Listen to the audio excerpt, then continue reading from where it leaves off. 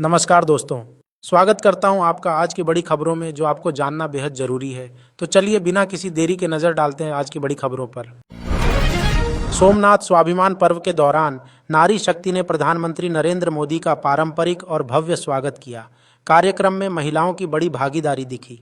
PM Modi ने इसे सांस्कृतिक आस्था और राष्ट्र स्वाभिमान से जुड़ा आयोजन बताते हुए गुजरात की भूमिका की सराहना की। आम आदमी पार्टी ने कपिल मिश्रा पर धार्मिक भावनाएं आहत करने का आरोप लगाया है। वहीं पंजाब के मुख्यमंत्री भगवंत मान ने बीजेपी पर धर्म और नफरत की राजनीति करने का आरोप लगाते हुए कहा कि अब पंजाब में भी धर्म के नाम पर लोगों को भड़काने की कोशिश की जा रही है। इंडियन आइडल सीजन 3 के विजेता और लोकप्रिय गायक प्रशांत तमांग का 43 वर्ष की उम्र में निधन हो गया। उनके अचानक जाने से संगीत जगत और उनके प्रशंसकों में शोक की लहर है। प्रशांत तमांग अपनी सादगी और मधुर आवाज के लिए जाने जाते थे। T20 वर्ल्ड कप से जुड़े विवाद में अब पाकिस्तान की भी एंट्री हो गई है। पाकिस्तान ने बांग्लादेश के खिलाफ मुकाबले की मेजबानी का प्रस्ताव दिया है। इस पेशकश के बाद एशियाई क्रिकेट राजनीति और सुरक्षा व्यवस्था को लेकर नई चर्चाएं शुरू हो गई हैं। चंडीगढ़ में आम आदमी पार्टी के एक पार्षद ने बीजेपी का दामन थाम लिया है। इसी बीच पार्षद के एक रिश्तेदार को पंजाब पुलिस ने गिरफ्तार किया है। घटना के बाद स्थानीय राजनीति में आरोप प्रत्यारोप का दौर तेज हो गया है। फर्जी आधार, वोटर आईडी और पासपोर्ट बनवाकर बांग्लादेशी महिला को भारतीय नागरिक बनाने की साजिश का खुलासा हुआ है।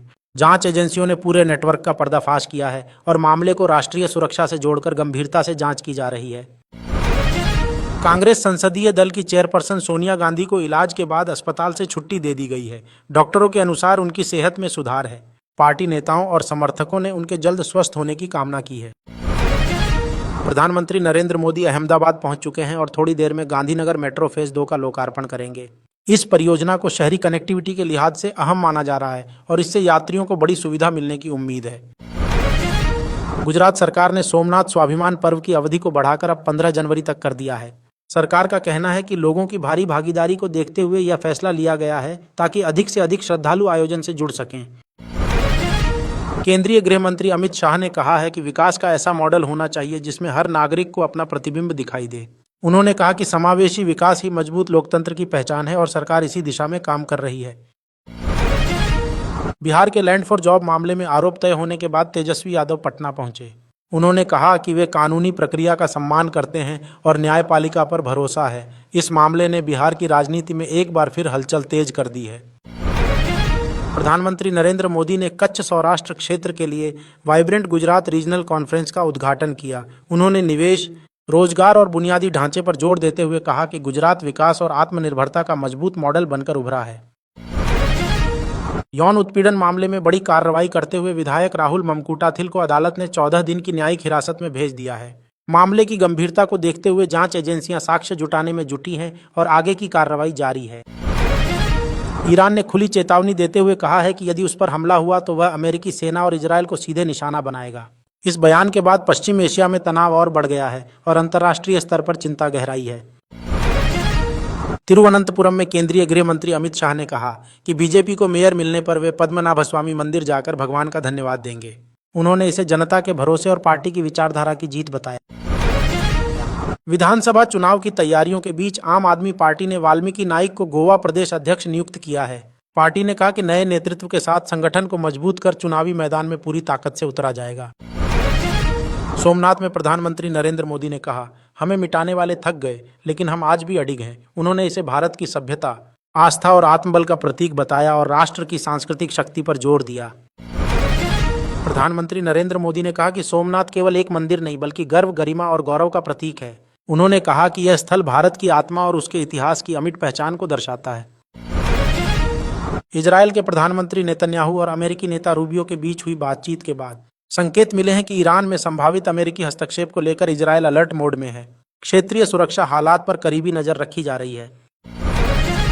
पूर्व प्रधानमंत्री लाल बहादुर शास्त्री की 60वीं पुण्यतिथि पर रेखा गुप्ता ने विजय घाट पहुंचकर श्रद्धांजलि अर्पित की। उन्होंने शास्त्री जी के सादे जीवन, मजबूत नेतृत्व और जय जवान जय किसान के संदेश को याद किया। सोमनाथ मंदिर में प्रधानमंत्री नरेंद्र मोदी ने विधिवत पूजा अर्चना की। इसके बाद वे सभा को संबोधित करेंगे। कार्यक्रम में बड़ी संख्या में श्रद्धालु और लोग मौजूद हैं, जहां आस्था और राष्ट्र गौरव का संदेश दिया जा रहा है। ऋषभ पंत वनडे सीरीज से बाहर हो गए हैं। टीम इंडिया ने उनकी जगह ध्रुव जुरैल को शामिल किया है।